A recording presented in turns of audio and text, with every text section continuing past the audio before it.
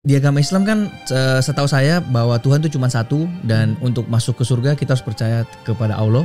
Apakah itu berarti semua orang yang mau masuk surga harus menganut agama Islam dulu, Bu, atau gimana? Jangankan orang yang menganut agama Islam, orang yang tidak menganut agama Islam pun cuma 3 syaratnya. Kalau dalam Islam pun juga dalam ayat Al-Quran juga disebutkan mereka yang percaya kepada adanya Tuhan, mereka yang percaya kepada adanya hari kemudian, apapun yang kamu sebutkan, mau sebut hari akhirat, nirwana, moksa dan sebagainya. Dan yang ketiga adalah kamu percaya untuk berbuat baik. 3 ini adalah syarat. 3 itu aja. Jadi kamu melakukan kebaikan. Buat saya itu udah cukup, itu menjamin kamu untuk masuk surga. Untuk keselamatan. Jadi nggak mesti semua orang harus masuk Islam dan lain-lain. Nggak mesti. Jadi buat saya, kenapa sih orang harus rebut-rebutan penganut agama? Masuk sini, masuk sini. Memangnya cuma kamu yang punya pintu sorga gitu ya? Kalau saya sih semua orang yang mengalukan itu, udahlah, itu urusan Tuhan. Jadi kita juga sebetulnya ya beragama bukan semata-mata untuk sorga, karena kita nggak tahu sorga itu seperti apa ya, gambarannya seperti apa. Kalau saya disuruh memilih ketimbang masuk sorga, saya lebih suka memilih sang pencipta sorga dong. Masalah itu tidak selesai ya di dalam medsos itu. Memang ini adalah gelanggang bagi syubhat yang mana bisa mengkafirkan. Saya tidak tahu kalau omongan orang sekelas atau semacam Profesor Musdah Tidak Mulia ini ada bekas kepada orang mukmin atau tidak ya, atau dia itu cuma ngomong sendiri dan kita sebagai orang muslim hanya menertawakannya saja. Saya tidak tahu. Tapi di perkotaan atau di kalangan orang-orang yang tidak mengenal dunia Islam secara resmi begitu, secara formal lewat jalur pesantren, mungkin akan mengiyakan saja. Nah, di dalam podcast yang menarik ya, di dalam podcast menarik Nenek Musdah Tidak Mulia ini, dia mengatakan bahwa semua orang itu bisa masuk surga. Ini dia mengambil pandangan dari Al-Quran. Jadi dia itu menyebutkan bahwa di dalam Al-Quran disebutkan untuk masuk surga cukup 3 saja. Yang pertama itu dia harus mempercayai adanya Tuhan. Yang kedua itu dia itu mempercayai adanya akhirat apapun namanya. Yang ketiga, dia itu harus berkelakuan baik. Nah, ini dinisbahkan kepada Al-Quran. Kemudian ditutup dengan surga itu bukan milik siapa-siapa, bukan milik kita. Jadi siapa kita bisa menentukan mana orang yang bisa masuk surga atau tidak begitu. Nah, akan lucu begitu ya kalau saya harus mengcounter perkataan si nenek ini. Akan lucu sekali. Di mana letak kelucuannya ya, karena sudah jelas sekali kesalahannya. Nah, cuman untuk membuka begitu ya, mudah-mudahan ini ada manfaat bagi orang mukmin yang memang tidak akan terpengaruh dengan perkataan seperti ini. Ini saya mau memberikan pandangan mutakalimin bagaimana melihat akhirat. Jadi akhirat itu bukan sesuatu pilihan untuk dipercayai, bukan. Itu tidak ada pilihan, itu adalah kenyataan yang harus diketahui. Itu intinya. Jadi sam'iyat, perkara-perkara yang kita dengar dari Quran dan hadis yang sifatnya itu harus ditasdik, harus diyakini secara zahir, secara letterlek, secara literal sebagaimana disebutkan di dalam Al-Quran atau di dalam hadis, itu memang harus dipercayai demikian. Nah, keadaan akhirat ini harus dipercayai bukan sebuah opsi bagi seorang mukmin itu. Tapi dia adalah sebuah obligation, sebuah keharusan. Yang mana keharusan mempercayai akhirat itu bukan hanya mempercayai bahwa itu ada, tetapi mengetahui bahwa itu adalah realita yang sesungguhnya. Jadi tidak ada perbedaan misalkan tatkala kita mengatakan bahwa neraka itu pasti ada, dengan mengatakan bahwa di Arab sana ada padang pasir yang tidak terdapat air sama sekali, yang mana pepohonan yang tumbuh di sana itu hanya pohon kaktus. Nah, kabar seperti itu bukan pilihan untuk dipercayai, tapi itu adalah sebuah perkara yang harus dipercayai karena memang realitanya seperti itu. Jadi surga, neraka dengan sifat-sifatnya itu bukanlah sebuah ilustrasi yang mana ilustrasi itu akan bagus apabila kita percaya dan tidak bagus apabila kita tidak percaya. Tidak. Itu adalah realita yang diberitahukan oleh Rasulullah SAW. Kejadiannya itu seperti itu. Malah surga dan neraka itu bukan hanya akan ada, tapi sudah ada. Itu posisi mayoritasnya ahlu sunnah wal jamaah tuh, mengetahui bahwa surga itu sudah ada, neraka itu sudah ada, cuman penghuni neraka itu belum ada, kalau bukan penjaganya begitu, dan penghuni surga dari kelompok manusia dan jin belum ada. Yang ada itu penduduk aslinya begitu. Nah, dan ini bisa dilihat dari hadis-hadis atau dari Al-Quran yang menyatakan zahirnya demikian. Nah, sehingga ya, kalau kita melihatnya dari segi manusia, bukan dari segi agama Islam, itu adalah pilihan untuk dipercayai. Mau percaya ya silahkan, kamu tetap manusia. Mau tidak percaya ya silahkan, kamu pun tetap manusia. Tetapi dilihat dari sudut pandang Muslim, ini bukan pilihan, ini obligasi, ini keharusan. Kamu harus mempercayai. Sehingga tatkala kamu tidak mempercayai adanya hal itu, maka kamu sudah mendustakan kepada yang membawa kabar itu, yaitu Nabi Muhammad SAW. Dan tidak akan bisa disebut mukmin orang yang tidak mempercayai Rasulullah SAW. Nah, permasalahan yang pertama di situ. Jadi ini adalah idrok kepada realita atau mempersepsi realita. Orang yang di luar mukmin karena tidak tahu bagaimana kita ini mengetahui itu sebagai sebuah realita, itu mengatakan hanyalah keimanan, hanyalah kepercayaan. Yang mana sebetulnya kalau kita tahu konstruksi berpikirnya, itu bukanlah sebuah kepercayaan, tapi itu adalah sebuah pengetahuan. Yang mana orang yang tidak mempercayai hal itu adalah orang yang ignorance, orang yang tidak mengerti realita kehidupan. Begitu, itu posisinya. Nah, kemudian karena surga ini adalah ibarat ya dari kebahagiaan yang tiada akhir, dan neraka pun ini adalah ibarat dari penderitaan yang tiada akhir, maka tidak semua orang itu masuk surga, tidak semua orang itu masuk neraka juga. Ada orang yang sebagian oleh Allah Subhanahu wa taala itu sang pemilik surga dan neraka diberi izin untuk masuk ke surga, dan ada yang sebagian itu oleh Allah Subhanahu wa taala diizinkan masuk ke neraka. Nah, pun syarat-syarat ya, syarat dan ketentuan untuk masuk surga, yaitu kebahagiaan yang abadi itu sudah ditentukan oleh Allah Subhanahu wa taala. Maka barang siapa orang yang sesuai dengan kriteria yang disebutkan, maka dia dengan fadlnya Allah Subhanahu wa taala berhak masuk ke tempat yang disebut surga tadi. Apabila tidak, ya tidak. Nah, dari perspektif bukan muslim itu adalah kepercayaan. Dari perspektif muslim, dan ini yang benar, itu adalah kenyataan. Nah, musdah tidak mulia ini, dia memposisikan dirinya sebagai orang mukmin karena memang dia diundang sebagai orang muslim, sebagai seorang muslimah. Dia pakai kerudung, pakai atribut-atribut keislaman. Dan tatkala ditanya seolah-olah begitu ya oleh sang host ini, kalau mau masuk surga itu harus Islam dulu, apakah benar atau tidak? Si musdah tidak mulia ini mengatakan tidak usah. Karena Al-Quran pun mengatakan hanya 3 syaratnya itu. 1, iman kepada pencipta.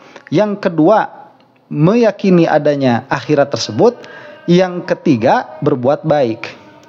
Nah, ini sudah bertentangan dengan konsensus. Bukan konsensus, kita bilang gimana ya, ini sudah bertentangan dengan kenyataannya. Karena kenyataannya tidak seperti yang dikatakan oleh musdah tidak mulia ini. Iman kepada Tuhan, kepada adanya saja itu tidak cukup, tetapi harus beriman juga kepada atribut-atributnya, sifat-sifatnya sebagaimana adanya. Dan inilah perdebatan, bukan hanya di dalam kelompok Islam dan luar Islam, tetapi juga di dalam Islam itu sendiri. Bagaimana kita bertikai dengan Wahabi ya gara-gara itu.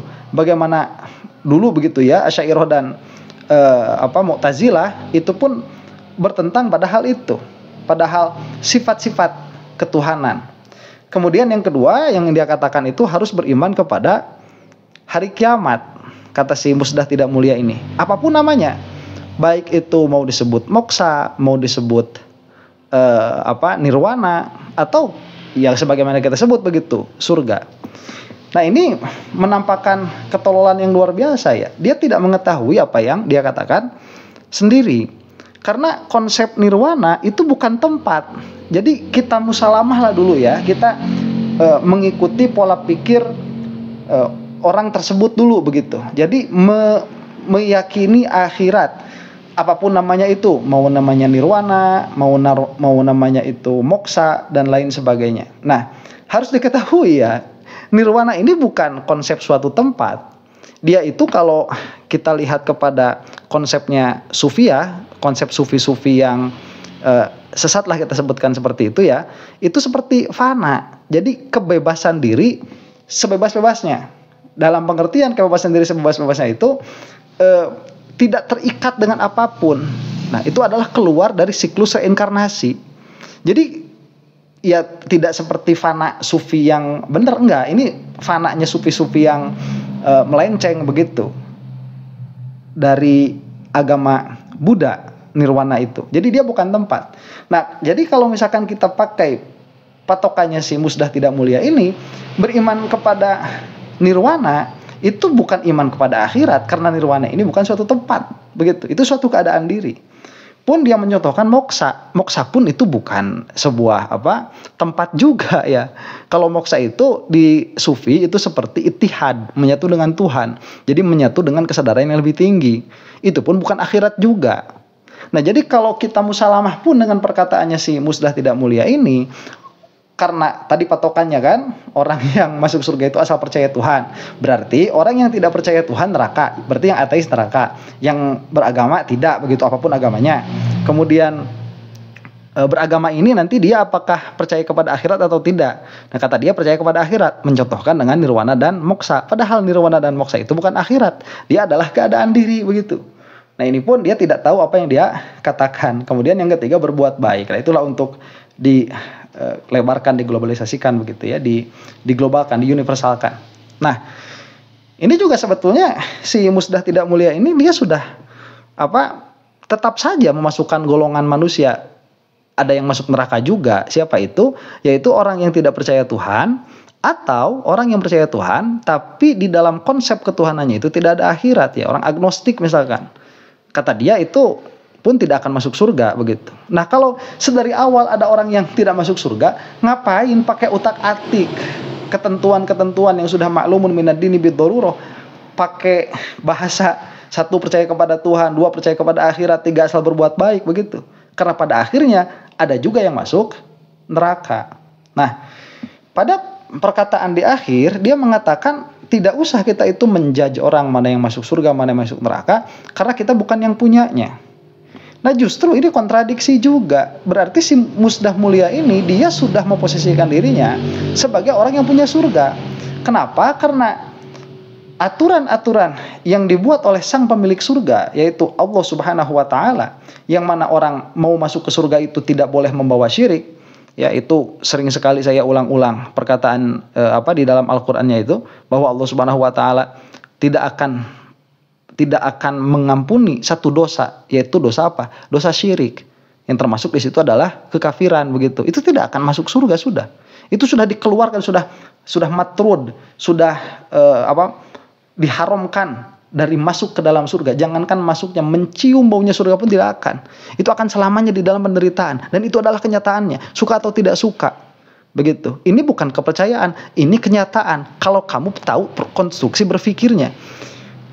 Orang muslim akan masuk surga itu dikabarkannya oleh Allah Subhanahu wa taala itu sama dengan kebenaran 1 + 1 sama dengan 2. Itu adalah kebenaran absolut, kebenaran mutlak, kamu mau terima tidak atau kamu tidak mau menerima. Nah, cuman kamu tidak akan paham masa seperti itu. Iya, karena kamu tidak belajar begitu. Kalau kamu belajar, ini adalah sebuah kepastian. Nah, jadi bukan kita sebetulnya pada akhirnya yang menentukan seseorang itu berhak masuk surga atau tidak, tapi sang pemilik surga itu sendiri, yaitu Allah Subhanahu wa taala. Yang mana Allah Subhanahu wa taala itu sudah menentukan terms and condition. Sudah ditentukan itu syarat-syaratnya apa saja. Dan itu sudah dijelaskan secara gamblang oleh para ulama. Ada yang mujma' alaih, ada yang mukhtalafun fih begitu. Nah, jadi omongan si Musdah Mulia ini kembali kepada mulutnya yang hina sendiri begitu. Itu nggak kembali kepada kita sebetulnya, karena kita menentukan syarat-syarat itu dengan dalil. Dia menyebutkan syarat-syarat itu dengan hawa nafsunya. Nah, jadi ala kulli halin ya, yang mengherankan kok dia masih Islam, itu yang mengherankan itu. Terus yang mengherankan kok dia mencari justifikasi itu dari agama Islam. Nah, sehingga saya tidak tahu, tadi kembali lagi kepada perkataan awal ya, apakah akan ada orang yang tertipu dengan perkataan nenek-nenek seperti ini atau tidak begitu. Saya tidak mengerti kalau sampai ada kebangetan begitu. Tapi ya mudah-mudahan tidak ada, mudah-mudahan kesesatan ini hanya ditampilkan oleh si nenek itu begitu ya, nggak sampai merambah ke kaula muda. Meskipun kalau melihat zaman seperti sekarang perkataan seaneh apapun itu bisa diambil begitu oleh orang-orang yang memang tidak mengerti, dari mulai pembatalan nasab, kemudian Wahabi, kemudian ada lagi orang seperti ini begitu. Ini subhanallah ya, internet ini sudah menjadi tempat bergumulnya subhat. Maka tepatlah dikatakan perkataan para ulama terdahulu di dalam kitab-kitab ilmu kalam. Ilmu kalam itu bisa menjadi fardu ain secara mendalam belajarnya apabila subhat sudah merebak ya. Dan ini saya mau membicarakan ya terakhir begitu. Dulu subhat itu sulit masuk kepada satu komunitas. Karena kota itu dia selalu punya benteng ya, kota-kota itu dia selalu punya benteng. Dan untuk masuk ke kota tersebut ini ketat, nggak semua orang bisa masuk. Dan tatkala orang masuk misalkan mau mengeluarkan subhat itu sulit, mau dimulai dari mana? Mau pakai pidato ada polisi begitu, mau pakai sembunyi-sembunyi ada orang yang ngeronda. Jadi susah untuk menyebarkan subhat dahulu itu. Makanya ilmu kalam ini dia tidak dianggap terlalu penting, tidak dianggap terlalu urgent begitu. Kenapa ya? Karena untuk menyebarkan subhat itu adalah perkara yang sulit. Disitulah kenapa Ibnu Taimiyah sampai dipenjara kan? Karena dia itu punya pemikiran subhat, kemudian dia berusaha untuk menyebarkannya. Tapi ya para polisi-polisi syariah saat itu tidak membiarkan hal itu terjadi, dan qadhinya pun tidak membiarkan hal itu terjadi. Jadi di penjara Ibnu Taimiyahnya aman untuk orang saat itu. Lah pemikirannya keluar begitu sekarang. Nah sekarang kan kita tidak memiliki hal itu. Orang bebas ngomongin apa aja. Si Musdah Mulia ini nggak diapa-apain sama siapa-siapa gitu. Ya nggak dianggap penghinaan agama. Kemudian MUI ya diem. Orang-orang diem juga. Dia enak ngomong aja. Perkataannya menyebar kemana-mana. Ya si Wahabi juga ya begitu ya. Nah inilah mudah-mudahan usaha yang kecil ini untuk menyebarkan Islam yang benar ya. Ini saya mengklaim ini Asy'ariyah Maturidiyah ini udah bukan paling benar, udah satu-satunya yang betul begitu, satu-satunya yang benar udah. Dalam pengertian tidak usah pakai embel-embel Asy'ariyah Maturidiyah, tapi apabila tidak memakai pola pikir seperti ini dan hasilnya nanti malah bertolak belakang dengan hasil yang dikemukakan oleh metodologi berpikir Asy'ariyah Maturidiyah, itu sudah pasti salah. Bukan di sisi saya, tapi kenyataannya salah di sisi Allah Subhanahu wa taala. Itu sudah salah dalam perkara-perkara yang mujma' alaih dari para ulama Asy'ariyah Maturidiyah begitu. Nah, jadi kalau si Musdah tidak mulia ini itu sudah salah menurut semua. Udah tanyain ke Wahabi pasti salah, tanyain ke Asy'ariyah Maturidiyah udah pasti salah juga, tanyain ke siapa itu yang enggak bermadhab sekalian lah begitu ya, yang baru masuk Islam tanyain tuh pasti salah juga. Kalau si Musdah Mulia ini sudah mujma' alaih di dalam kesalahannya. Mudah-mudahan kita semua diampuni oleh Allah Subhanahu wa taala. Wallahu taala a'lam bissawab. Assalamualaikum warahmatullahi taala wabarakatuh.